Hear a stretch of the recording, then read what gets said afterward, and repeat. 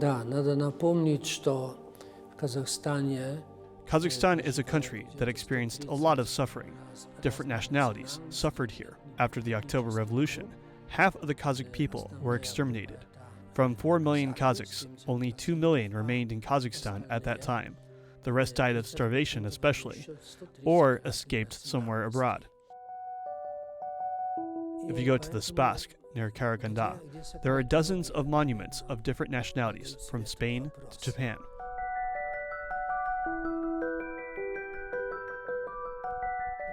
The Karaganda camp is officially stated the territory of France, a land of suffering, an ocean of blood and tears. But the totalitarian regime sank in this ocean of tears, and now a rock of faith triumphs in Karaganda. The Bishop of Karaganda, Adelio Del Oro, witnessed the growth and development of the Catholic Church here. In Kazakhstan c'è una storia dolorosa e bella. In Kazakhstan, there is a painful and beautiful history of the presence of Catholicism. With the Soviet deportations, Catholics finally returned after the years of Saint Francis of Assisi. Those deported were mainly Germans, Poles, Ukrainians, but also other nationalities.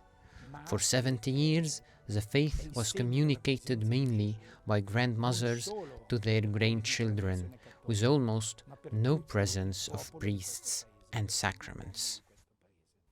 Bishop Evgeny Dzinkovsky, a descendant of deported families, says the faith is growing in Kazakhstan, despite the fact that many Catholics have left the country and gone on to live in Europe in search of a better life. Until quite recently, the Catholics of Kazakhstan were the descendants of Catholics deported to Kazakhstan. But now we can notice with joy that the Catholic faith is spreading. That is why not only Germans, Poles, or Lithuanians come to our church now, but also people of different nationalities. During these years, the church in Kazakhstan began to spread the faith to the local population.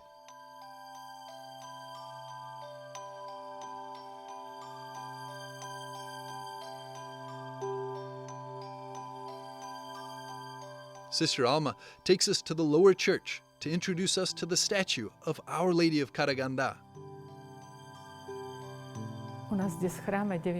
We have a very interesting and important statue of the Virgin of Karaganda here at the Church of Our Lady of Fatima.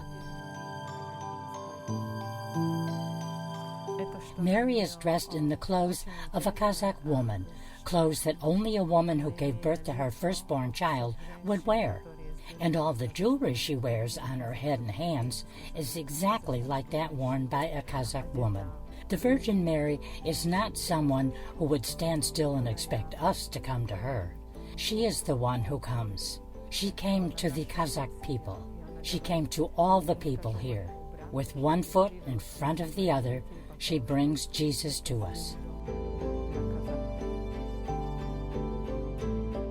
Another important milestone in the development of the Catholic Church in Kazakhstan was the creation in 1994 of a Catholic seminary in Karaganda for the formation of local clergy.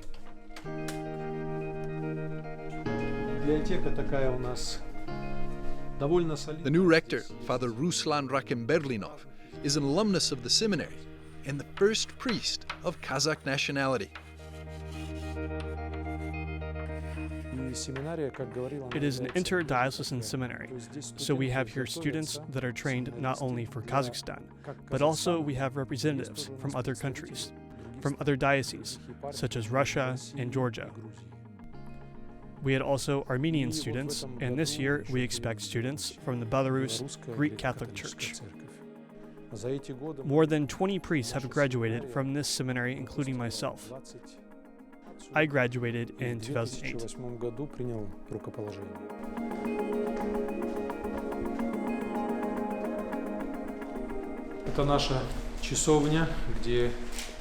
This is our chapel, where we meet with educators and students.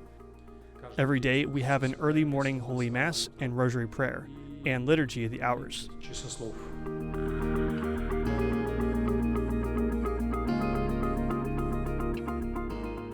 This is the heart of the seminary.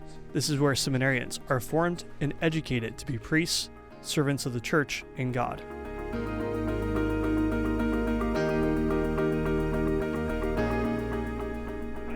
Да, слушаю, вы звонили?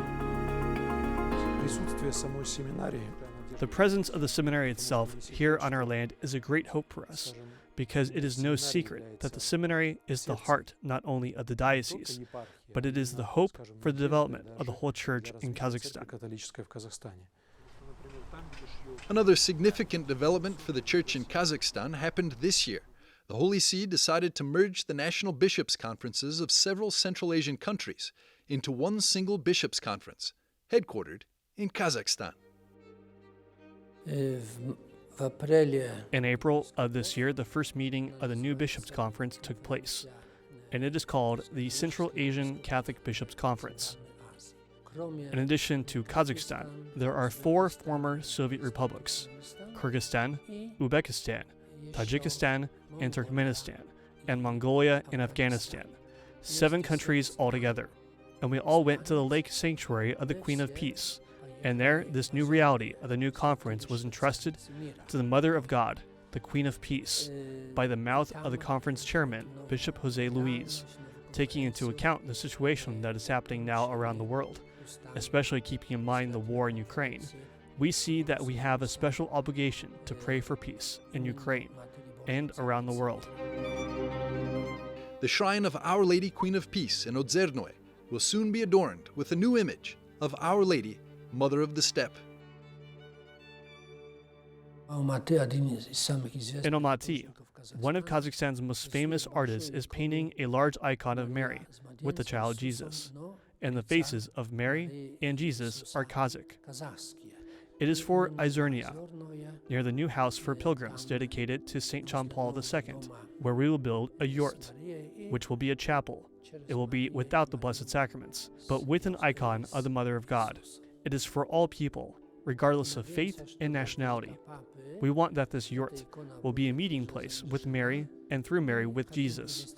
We want to bring this icon first to our cathedral in Nur Sultan, to ask the Holy Father to personally bless this icon, which then will be permanently brought to Izernia.